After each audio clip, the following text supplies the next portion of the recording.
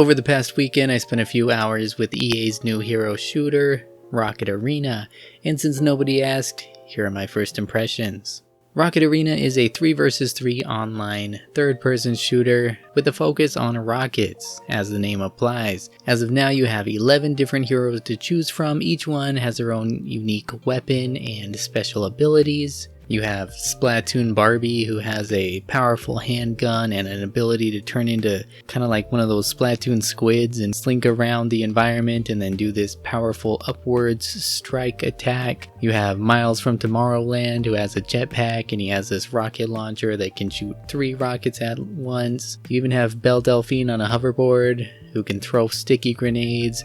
I kid, of course. But all kinds of different characters. Each one really does feel very different from the rest, and they are fun to check out and kind of master on their own. Unfortunately, and please call me out if I'm wrong on this, but there doesn't seem to be any sort of like cheat sheet or explanation as to what the characters' weapons do specifically, or any sort of reminder as to what their powers are. You see this in other games like Overwatch and Paladins. There's a hotkey that brings up this overlay that reminds you what your hero does and kind of explains how their abilities and weapons work.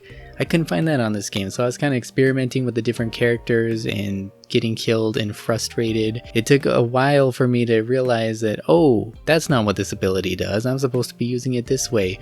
Or, oh, I'm supposed to be charging up my shots with this weapon, not just rapid firing. So that was a little bit frustrating, but anyways, carrying on. The game has different modes. There's a typical team deathmatch kind of deal, and an interesting thing about this is that it kind of borrows the health meter system from Smash Brothers. This is not like another shooter game where you get shot in the head and you're dead, or you have a health meter that runs down and then you die. No, you actually have a damage meter, and as the damage meter gets higher and higher, you get blasted further and further away until you get blown out of the map, just like Smash Brothers. And then that counts as a point against you. Essentially, you, instead of respawning, you just safely hover back into the map. So it's kind of a family-friendly, PG-rated game. Everything's very cartoony. In addition to the standard, brawl mode, I'll call it, there's a number of objective game types. You have a typical kind of control point mode where you have to capture and hold different points of the map with your team. There's also another game type where this ball appears in the middle of the map and you're trying to grab the ball and get it to your opponent's side of the map, kind of like a game of soccer or something like that. Finally, there's also this one with coins, and this was really kind of interesting and different from other shooter games.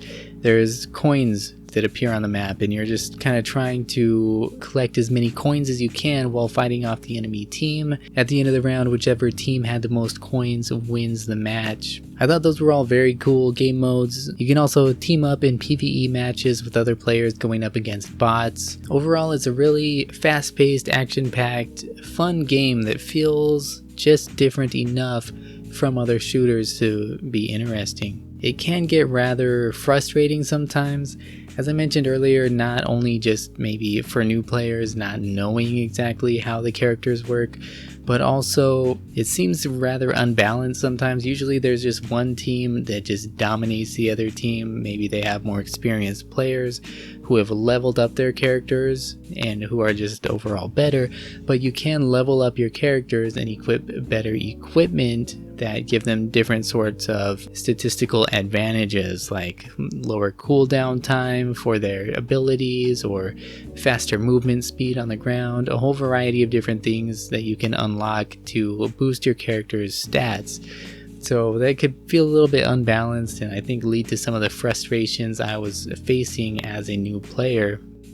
The game looks nice. The characters all have their own unique look and kind of theme to them. You can tell they're from different kind of environments and maybe different worlds altogether. And the stages reflect this as well. You have a real mix of different types of environments. There's one that's like a flying pirate ship. There's one that's this futuristic city.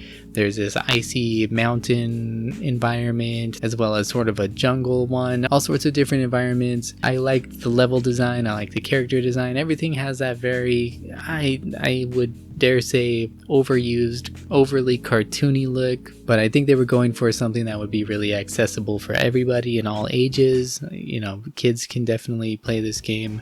There's no blood, there's no really killing or anything like that. Everybody just gets blasted out of the map and then they safely return. Overall, I had a fun time with it. I was playing on the free weekend, and from what I can tell, the general consensus among players is kind of that this feels like a free-to-play game. It should be a free-to-play game, whereas it launched with a $30 price tag. Since it's gotten this kind of negative reception, they have been lowering the price, not on Steam, they're not able to yet, but they've lowered the price to like $5 on Origin. At the time of this video, you can also get it on, I think, PS4 and Xbox One. I think they're on sale for like $5 too right now.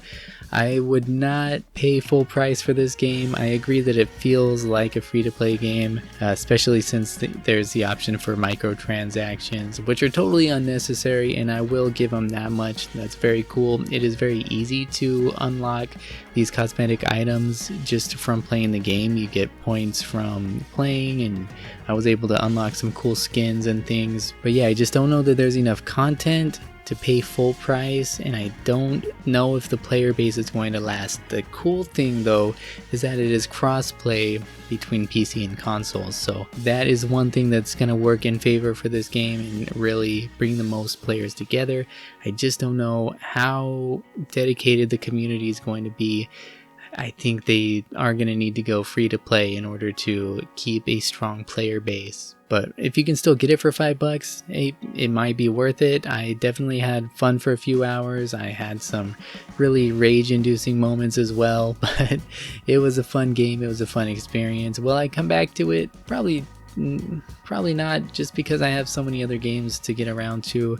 That's the thing, it's so hard for any game like this to break out nowadays, because there are just so many games out there and so many similar games out there that are just doing it better and that you can play for free, like Overwatch or Paladins, or dare I say Fortnite, which all the kids are playing, even though it's not the same type of game, but you know what I mean. I had a fun time though. I'm glad I got to check it out for free and play it for a bit. I hope they do continue to come out with new content, and I hope they do go free to play, and I hope they do well. I hope that they are able to bring in and maintain a strong player base, because the game has a lot to offer. It's just still in its early state, and I know they really plan for this to be kind of a long-running and ever-evolving game experience over years to come. So if you want to check it out, don't pay full price on Steam, look for a sale. You should be able to get it for about $5, hopefully. Anyways, hope you enjoyed the video today. Thanks for watching. Be sure to hit that subscribe button if you want to see more new videos as they come out, and I will see you next time.